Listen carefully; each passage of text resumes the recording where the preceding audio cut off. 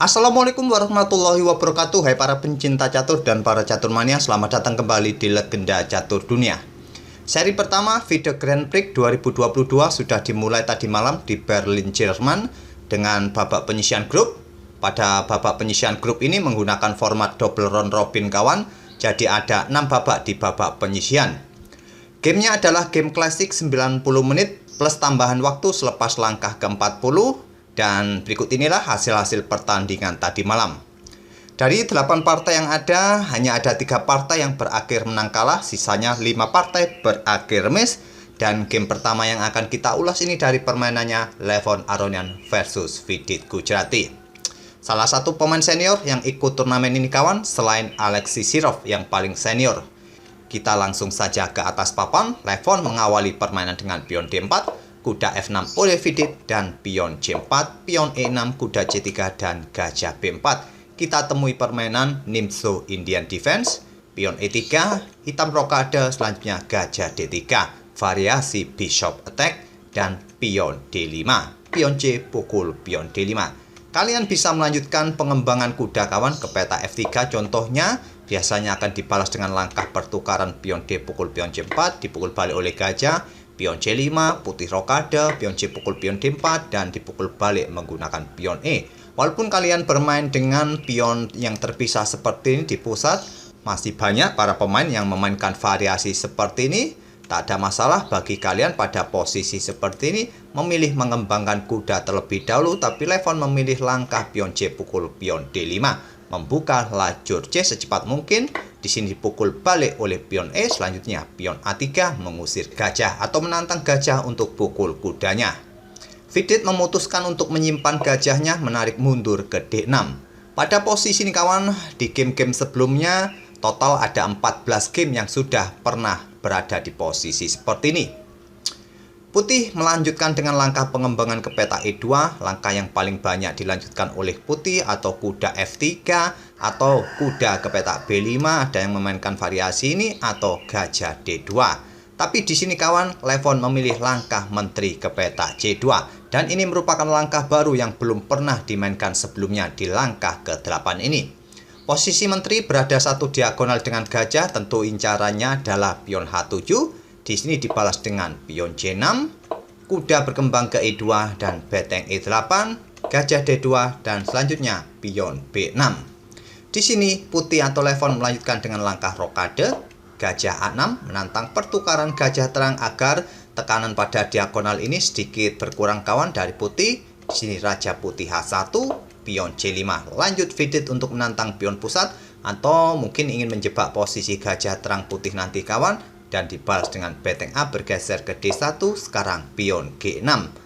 Menutup atau memblokade diagonal peta terang terhadap pion H7-nya, juga untuk membatasi pergerakan gajah putih. Ini kawan, terlihat gajah putih tidak mempunyai peta yang bagus lagi, hanya tersisa peta F5 tadi sebelum hitam memainkan pion G6-nya. Dan di langkah berikutnya, pion C4 akan dimainkan oleh hitam menjebak posisi gajah terang putih ini. Oleh karena itu, Levon membalas dengan langkah menteri mundur, memberikan peta ruang bagi gajah jika pion C4 dimainkan, dibalas dengan gajah B7 dan kuda F4. Kuda B berkembang ke D7, sekarang pion F3 untuk mendapatkan kontrol lebih pada peta E4. Atau juga memberikan dukungan bagi pionnya nanti maju, tapi kalian harus berhati-hati jika mendorong pion ini, karena pion D4 kalian akan lemah, bisa nanti disikat oleh hitam. Kuda F8 lanjut Vidit, pion B4 menantang pion C, tantangan tidak diterima dengan pukul pion B, memilih pukul pion D. Dipukul balik, dan selanjutnya gajah pukul kuda, dipukul balik, kuda ke H5 menyerang gajah, gajah ke E5, diserang lagi dengan pion F6, gajah ke G3, disikat oleh kuda, dipukul balik, selanjutnya menteri C7 mengincar pion G3, dilindungi oleh kuda, beteng E3, persiapan kawan jelas mendouble betengnya, memberikan pressure di lajur E nanti, menteri A2 dan beteng E8 oleh Vidit. Menteri D2, di sini menteri D6, mensentralisasi posisi menterinya. Di sini beteng bergeser ke C1, menempati lajur yang terbuka penuh, dibalas dengan beteng kembali turun ke E7. Di sini gajah B5 menyerang beteng. Beteng digeser menantang pertukaran, diterima, dipukul balik oleh gajah. Selanjutnya menteri F4. Kali ini Levon ingin mengajak permainan endgame dengan menawarkan pertukaran menteri, diterima, dipukul balik oleh kuda. Selanjutnya gajah B7 melindungi pion dari ancaman kuda. Di sini Levon melangkah raja ke G1. Segera aktif kawan menuju pusat nanti. Raja hitam juga aktif ke F7. Raja putih F2 dan kuda ke E6 mengaktifkan kembali kudanya mengincar pion. Beteng H1 dibiarkan saja pionnya kawan. Putih lebih memilih menyerang pion di peta H7. Pion didorong ke H5. Sekarang gajah D3 membiarkan kuda hitam untuk pukul pionnya kawan, tapi dia juga sedang mengincar pion yang ada di peta G6 ini. Di sini Vidit memutuskan untuk bertukar kuda terlebih dahulu dan dipukul balik oleh pion G. Tak terasa kita sudah di langkah ke-35 kawan. Kita sudah memasuki babak endgame beteng plus gajah terang.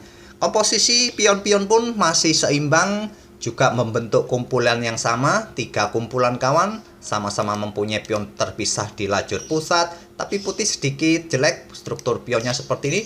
Tapi menghadapi jumlah pion yang sama di sisi raja seperti ini, saya rasa tak ada masalah nantinya bagi putih. Ataupun nanti putih juga bisa mempunyai keuntungan dengan pion double ini jika hitam salah melangkah. Pada posisi ini kawan, hitam atau Vidit memutuskan untuk menggeser betengnya untuk mengisi lajur J yang sudah terbuka penuh ini kawan.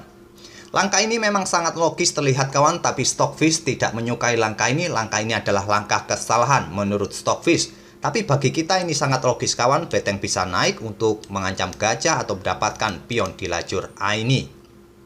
Tapi pada posisi seperti ini, Stockfish menyarankan kita bermain dengan pion F5 menghentikan laju pion putih ini. Kalaupun beteng putih nanti yang akan mengisi lajur C, tak ada masalah bagi hitam kawan, karena peta-peta ini semua dikontrol oleh hitam. Jadi tak ada kesempatan bagi beteng putih untuk naik ke peta-peta ini nanti. Mungkin putih akan melanjutkan dengan pion-pionnya di sayap raja dengan pion G4, pion F pukul pion G4, dipukul balik. Selanjutnya beteng mungkin akan melakukan skak dan terjadi pertukaran beteng. Gajah putih mungkin ambil pion yang ada di peta G6. Walaupun terlihat di sini nanti putih akan mendapatkan pion hitam ini dan unggul 1 pion, rasanya juga permainan masih akan cukup sulit, cukup alot bagi putih untuk melanjutkan permainan dan untuk mendapatkan progres seperti ini kawan. Walaupun unggul 1 pion, kemungkinan permainan akan berakhir miss. Hanya saja putih tinggal menunggu bagaimana hitam melakukan kesalahan untuk mendapatkan kemenangan. Tapi pada posisi seperti ini tadi, Vidit memutuskan untuk menggeser betengnya ke C7 dan sekarang hitam sudah kalah posisi kawan. Pion didorong oleh Levon ke F5 untuk memperlemah posisi pion sayap rajanya. Pion G5 balasan Vidit dan di sini beteng ambil pion H5. Ancaman berikutnya, beteng H7 skak dan mendapatkan beteng yang ada di belakang. Raja bergeser ke G7, beteng putih turun ke H1, beteng hitam naik ke C3, menyerang gajah ataupun pion. Di sini gajah dilindungi raja E2. Tidak melangkah ke peta E3 kawan, karena ini akan memposisikan raja kena pin. Dan di langkah berikutnya, gajah hitam akan bergerak untuk mengancam gajah. Walaupun kalian mempunyai beteng di sini, akan memberikan kesempatan bagi hitam untuk mengeliminasi pion-pion kalian nanti. Oleh karena itu pada posisi ini raja ini bergerak ke peta E2 dan Vidit melanjutkan dengan gajah C6. Tidak terburu-buru ambil pion ini kawan. Kenapa tidak terburu-buru ambil pion ini? Karena akan memberikan kesempatan beteng putih untuk menguasai lajur C yang terbuka. Bedanya kawan, peta ini sudah tidak ada yang mengontrol. Tadi ada beteng di baris ke-7. Jadi ancaman berikutnya adalah skak untuk mendapatkan gajah. Oleh karena itu pada posisi seperti ini tadi, gajah bergerak ke peta C6 terlebih dahulu. Beteng melindungi pion di A1 dan gajah D7 kembali membuat langkah kesalahan kawan. Di sini tadi patut dipertimbangkan pion A5 dimainkan oleh hitam untuk menantang pertukaran pion. Tapi Vidit melangkahkan gajah D7 dibalas dengan raja ke D2. Beteng mundur ke D8, sekarang pion B5. Beteng bergeser ke H8, dibalas dengan pion G4, membiarkan rajanya untuk diskak. Tapi simpel kawan, raja nanti bisa bersembunyi di sini. Di sini beteng digeser lagi ke C8 untuk mencegah beteng putih untuk bergeser ke lajur C. Pion A4, raja hitam F8, pion A5 menantang, tantangan ditolak, raja hitam ke E7, pion A pukul pion B6, dipukul balik, dan selanjutnya beteng putih naik ke A7 mengepin gajah. Beteng ke B8 untuk membackup pionnya kawan agar beteng tidak digeser ke sini. Raja putih E3, raja hitam D6, sekarang pion F4, beteng E8 skak, raja bergeser, dan selanjutnya pion pukul pion dipukul balik oleh raja, gajah pukul pion B5. Apa maksud dari Vidit melakukan pengorbanan gajah ini kawan? Maksudnya adalah sebagai berikut. Pengorbanan diterima oleh Levon, dan posisi raja hitam ini coba lihat, sekarang posisinya tidak bisa kemana-mana lagi karena peta-peta ini sudah dikontrol semua oleh putih kawan. Coba lihat, raja sudah tidak bisa bergerak lagi. Inilah harapan Vidit kawan, karena posisinya sudah kalah, dia berharap mendapatkan settlement dengan beteng E4 skak, raja ke F3, beteng ke F4 mengorbankan betengnya, ditolak oleh Levon. Jika kalian menerima beteng ini kawan, maka settlement. Sekarang giliran hitam melangkah. Pion-pionnya sudah tidak bisa maju kawan karena sudah dihentikan buah putih. Posisi raja pun posisinya settlement di sini. Di sini semua peta-petanya sudah tidak bisa untuk ditempati oleh raja hitam. Itulah harapan dari Vidit Gujrati tadi kawan, mengorbankan gajahnya dan melanjutkan dengan pengorbanan beteng berikutnya ini. Otomatis tidak diterima oleh Levon, menggeser rajanya ke peta E3, skak lagi oleh beteng E4, raja ke F2, skak lagi di F4, raja ke E1, dan di sini beteng pukul pion D4. Vidit sudah kalah satu gajah. Jika melanjutkan skak di sini kawan, antisipasinya adalah gajah E2. Memblokade skak juga memberikan pergerakan bagi raja untuk bergerak ke peta ini bila pengorbanan dilanjutkan oleh hitam, dan posisi gajah pun akan tetap melindungi pion G4-nya. Tapi Vidit pada posisi seperti ini tadi langsung sikat pion D4, dibalas dengan beteng A4 menantang pertukaran beteng, juga melindungi pion yang ada di peta G4 ini. Diterima oleh Vidit, dipukul balik oleh gajah, dan kita temui sekarang kawan, posisi putih sudah sangat unggul, tidak mungkin lagi hitam bisa berharap remis di sini. Tapi Vidit belum mau menyerah, bermain dengan raja E5, raja putih D2, raja hitam F4, gajah D1 melindungi pion G4-nya, pion D4, raja ke D3 menghentikan laju pion, dan raja E5. Raja putih C4 menghentikan laju pion di lajur B, raja hitam E4 memberikan dukungan pionnya maju, gajah C2 skak, raja ke E3, dan gajah B1.